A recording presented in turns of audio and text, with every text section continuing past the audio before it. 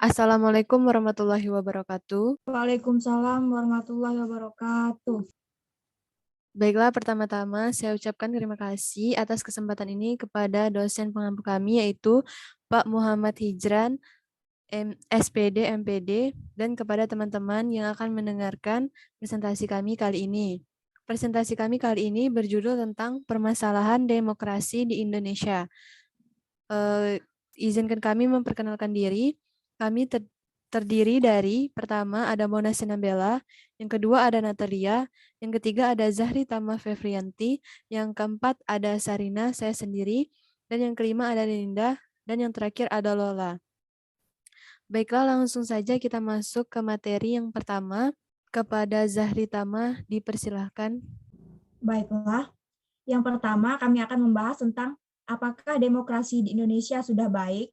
Demokrasi pada saat ini cenderung melemah, dikarenakan era pandemi COVID yang membuat bangsa Indonesia sedikit menyimpang dari peraturan yang dibuat oleh pemerintah. Namun sebagai warga negara harus ingat akan Pancasila yang hadir sebagai citra kepribadian bangsa, dan mengingat bahwasanya bangsa Indonesia tetap harus bekerja sama serta bersatu. Pandemi COVID-19 merupakan kewajiban bersama supaya dapat mengembalikan kondisi negara seperti semula. Sistem demokrasi Pancasila sekarang sudah berjalan dengan baik, dengan adanya beberapa program yang ditetapkan oleh pemerintah dan dijalankan dengan baik oleh masyarakat. Walaupun tidak semua setuju, tetapi lebih banyak yang setuju dengan ketetapan pemerintah. Selanjutnya akan dibahas oleh Mona. Demokrasi ini pelaksanaannya di Indonesia dengan menganut setiap nilai yang ada dalam Pancasila, seperti religius, gotong royong, keadilan rakyat, kemanusiaan, dan persatuan yang diharapkan bisa menjadikan Indonesia menjadi negara yang maju. Walaupun demikian, masih banyak penyelewengan dari adanya pelaksanaan demokrasi Pancasila di Indonesia, seperti tindakan korupsi, kolusi, nepotisme oleh mereka yang dipilih oleh rakyat untuk mewakili rakyat. Adanya diskriminasi yang berhubungan dengan SARA di beberapa tempat, hingga masih adanya masyarakat yang merasa belum mendapat keadilan.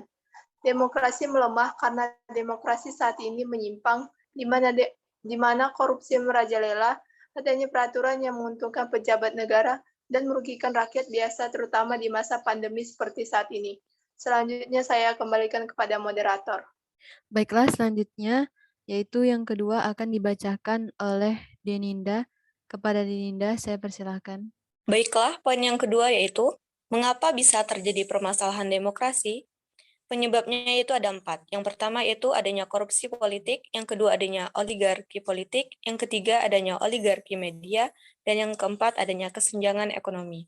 Yang pertama yaitu korupsi politik. Korupsi politik terdiri dari beberapa faktor. Yang pertama yaitu faktor politik, faktor hukum, faktor ekonomi, yang keempat sifat keserakahan manusia, yang kelima moral yang kurang kuat, yang keenam tuntutan gaya hidup yang konsumtif, yang ketujuh aspek sikap masyarakat terhadap korupsi, yang kedelapan aspek politis, yang kesembilan aspek organisasi. Yang kedua yaitu adanya oligarki politik.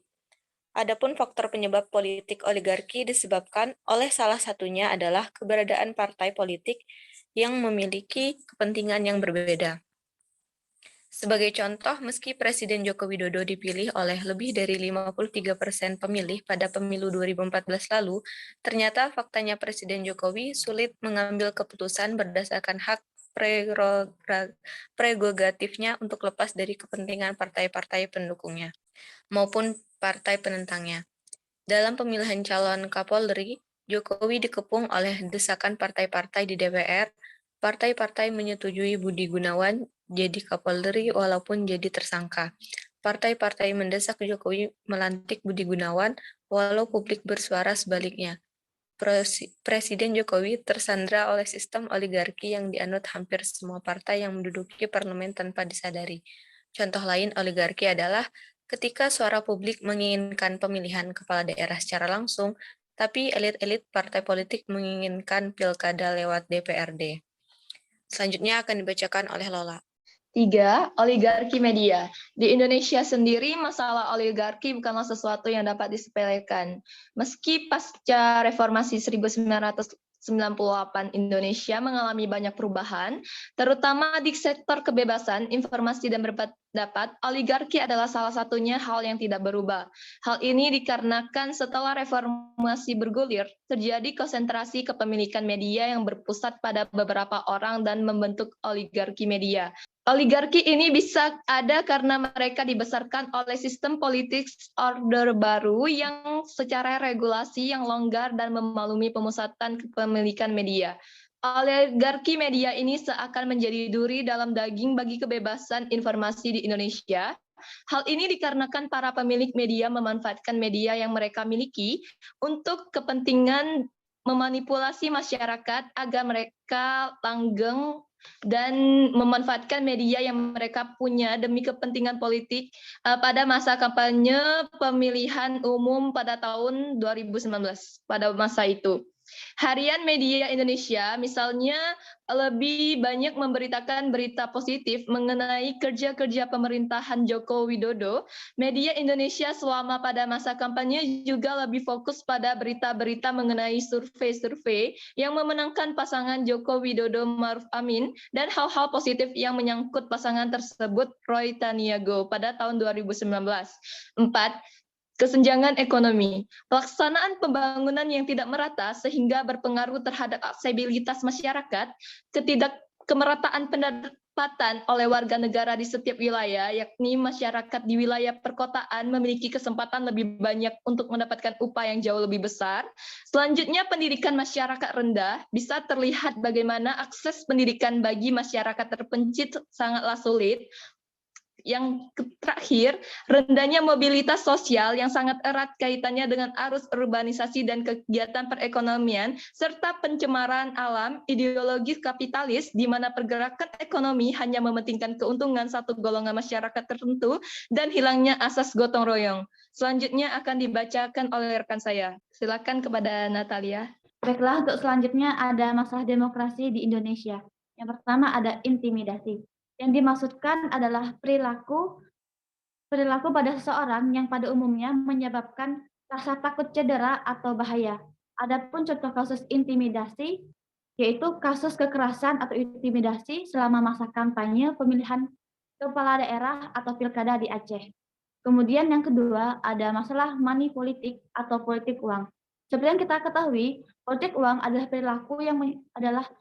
perilaku menyuap seseorang dengan suatu pemberian agar orang tersebut tidak menggunakan hak suaranya, ataupun orang tersebut menggunakan hak suaranya dengan memberikan suara kepada salah satu kandidat dalam proses pemilu. Yang ketiga ada penggelembungan salah satu suara kandidat, di mana kehilangan salah satu suara atau penggelembungan salah satu suara kandidat merupakan sebuah noda, bahkan cacat dalam proses rekapitulasi perhitungan pemilu. Dan masih banyak lagi masalah demokrasi di Indonesia lainnya. Untuk selanjutnya saya kembalikan ke moderator. Baiklah, selanjutnya yaitu tentang upaya yang bisa dilakukan untuk mengatasinya. Yang pertama tentu saja toleransi. Dapat kita lihat toleransi tentu harus dimiliki oleh setiap manusia tentunya. Karena jika tidak ada toleransi mungkin akan menimbulkan permasalahan yang lebih serius. Lalu yang kedua ada musyawarah untuk mencapai mufakat. Ini sering sekali kita dengar dan ini harus digunakan untuk kepentingan kelompok dan harus selalu diingatkan. Lalu yang ketiga, prinsip dan hakikat demokrasi harus disuarakan.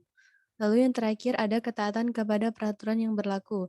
Karena jika tidak taat maka peraturan tersebut hanya akan sia-sia. Jadi kita sebagai seorang warga negara harus mengikuti peraturan yang telah dibuat.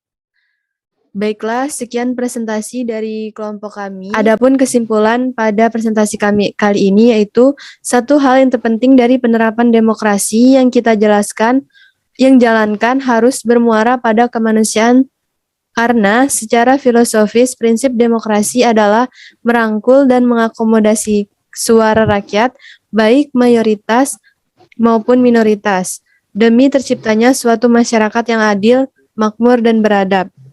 Sekian presentasi dari kelompok kami akhiri. Wassalamualaikum warahmatullahi wabarakatuh. Terima kasih. Sama-sama.